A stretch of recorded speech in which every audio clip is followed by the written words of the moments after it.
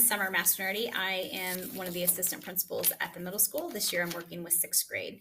I'm going to talk with you today about motivational interviewing and how that applies to the social emotional learning needs of our students as they return to school this year. Motivational interviewing has become a popular practice by Dr. William Miller. He is a doctor of clinical psychology and psychiatry.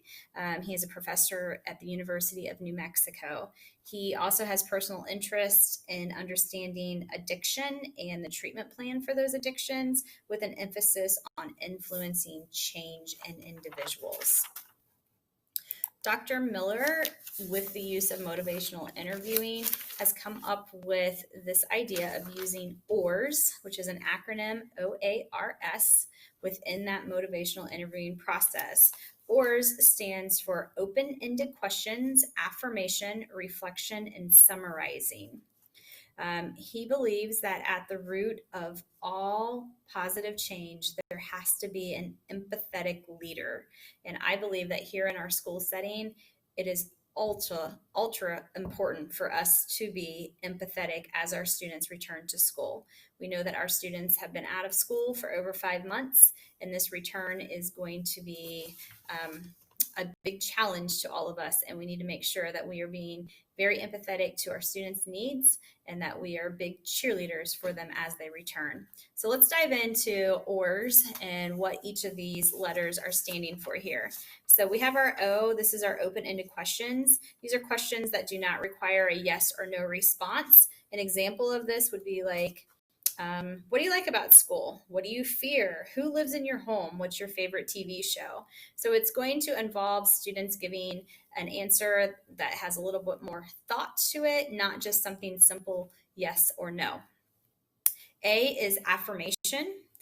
This is us affirming that we are noticing and hearing our students. We're trying to create a positive environment, so we need to affirm these students. So we need to notice and comment on the positive aspects of others. We're not necessarily giving praise.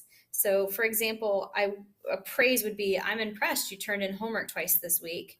Instead, we're going to affirm them by saying, wow, you turned in your homework twice this week. How did you do that? So we're going to dig in a little bit deeper and turn it back around onto the student to make them reflect on the action. We're going to notice the action, but make them reflect on the action that they did. R stands for reflection. So in our dialogue with our students, we need to be using reflective words and behaviors, such as, I heard you say you don't like math class. Or you might say, I noticed you smiled when you talked about your grandfather. So we are reflecting upon those behaviors and comments that our students are making, and hopefully digging in a little deeper. Summarizing is our S, and this is where we're going to bring the dialogue that we had with the student back around and summarize what has happened. So you might say, let's go over what we talked about so far. What other questions do you have? So you're going to reflect upon what the whole conversation was, and then make sure that we're all on the same page and that there's no other questions that need to be addressed at that time. Through the use of these OARS, we're going to be able to develop a deeper relationship with our students and help our students to see that we do care and that we are trustworthy people. Since students have been out of school for so long, one of the most important aspects of us restarting the school year is developing that positive relationship. I'm sure that all of us have some concern that there might be a possible shutdown in our future not long after the start of the school year. So we have to come out of the gates, guns a-blazing, ready to build relationships with these students. Another popular psychologist is Dr. Stephen Covey, and he has written a book that's called The 7 Habits of Highly Effective People. And one of those habits is starting with the end.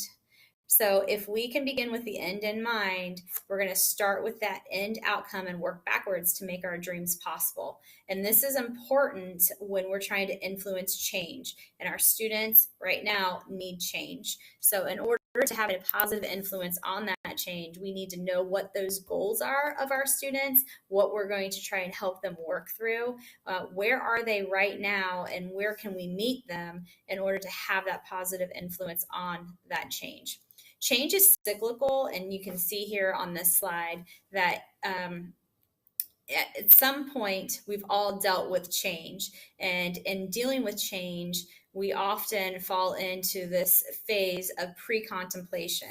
And pre-contemplation is this idea that you as an individual do not even realize that a change is necessary. Your world that you're living in is your reality, and you don't know that it might not be normal compared to others. So we have to have trust and build a relationship with our students so we can positively influence that pre-contemplation and make them aware of why a change is necessary so that they can eventually get to that action step. And once again, this is a cyclical pattern. So even if you're in an action step, you very easily could fall back into pre-contemplation and go back to your old ways. Carl Rogers is another doctor of psychology who puts a big emphasis on empathy. And he goes on to say that if we want to have an impact on change, we have to be an empathetic leader. And this is so true in our school setting.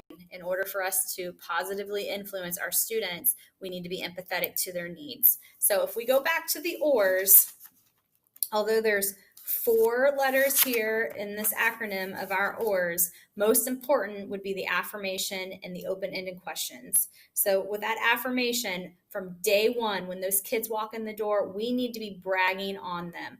We need them to know that we are excited about them being here, that we want them here, and that we are their biggest fans. And although we have a lot of academics we want to teach them, those first couple of weeks of school, it's going to be more important that we're teaching routines and that we're building up these kids and that we're giving them positivity and a reason to come back each day. So that affirmation to start the school year needs to be more about us bragging on those kids. Let's greet them when they come in. Let's give them air high fives. Let's ask them how their day's going. Let's make sure that they know we truly are excited about them being here.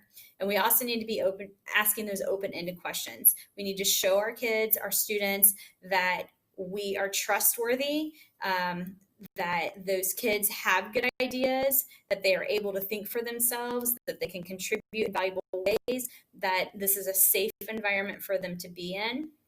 And we're going to ask questions that are going to allow them to give us responses that are not just surface deep, that they go below the surface and it's not just a yes, no answer. I'm fully aware that we all have stresses right now in our life, that we're bringing our own anxieties to the school building. And a lot of us are eventually, or have in the past, suffered from compassion fatigue. And this is that idea that we give it all and we don't empty the tank, or we do actually empty the tank while we're here at school. And this is something that we need to be aware of and that we can work through so that this school year in particular, knowing that there's going to be a lot of stresses and anxieties, that we aren't leaving each day with an empty tank. So that way, when we get home, we are still emotionally available to our families. So it's important before we leave for the day that we are resetting ourselves, that we're taking a moment and we're going to just say, hey, I'm leaving all this here at school. And that way I can go home and I can be emotionally connected to my family. Unfortunately, our society is orally consumed, and a lot of times that is our outlet. So when we get under stressed and we have high anxiety, we like to just put things in our mouth and eat, whether it's chocolate, whether it's drinking a beer, whether it's something salty. Most people turn to that oral consumption as their fix to deal with their stresses and anxieties. So we need to look for other outlets. And then we also need to understand that ambivalence is in most individuals. And it's something that we deal with, but so are our students.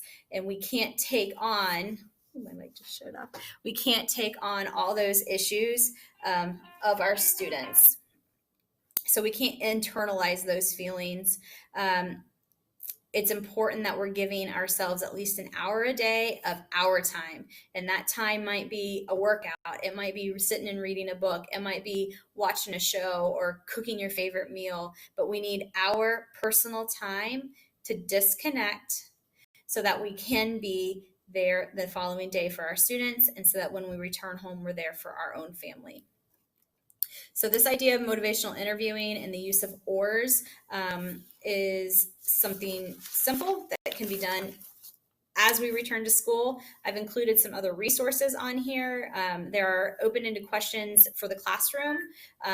There's also information regarding motivational interviewing, and I've also included a podcast that has to do with mental health and this idea of motivational interviewing. If you have any questions, feel free to reach out to me, and we will make sure that this slideshow is also available to you. I hope you have a great school year.